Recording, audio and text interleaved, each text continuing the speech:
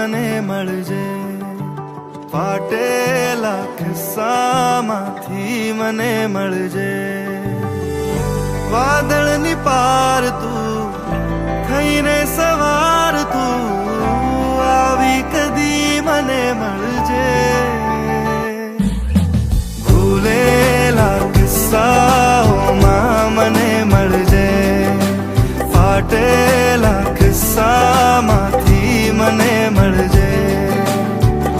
વાદળની પાર તું થઈને સવાર તું આવી કદી મને મળજે.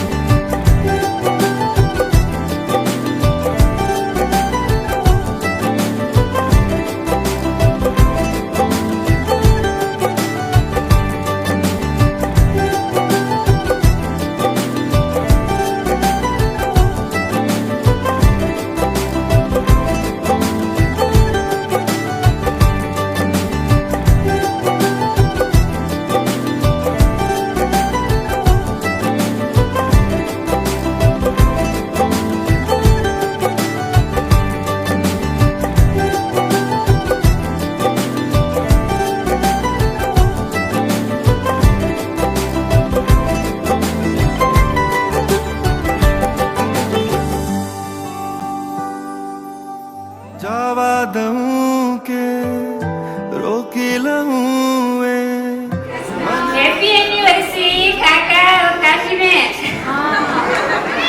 બા અને દાદાના 50 વર્ષ જે એમને એકબીજા સાથે જ નહીં પૂરા પરિવાર સાથે વિતાવ્યા છે.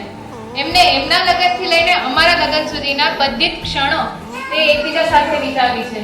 એમ તો અમે ખરેખર બહુ નસીબવાળા કહેવાઈએ. બાની ઈચ્છા હતી કે કથા કરાવી કા હવન કરાવી, પણ એવો વેદ પડે એવું નતું.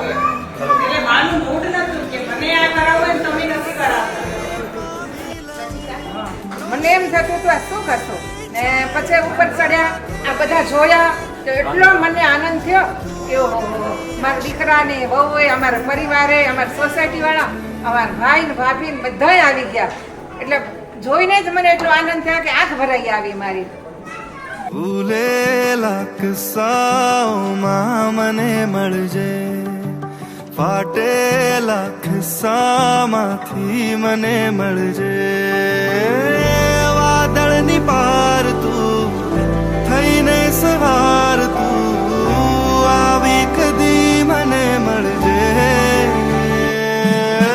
ભૂલેલા કિસ્સાઓમાં મને મળજે, ફાટેલા કિસ્સા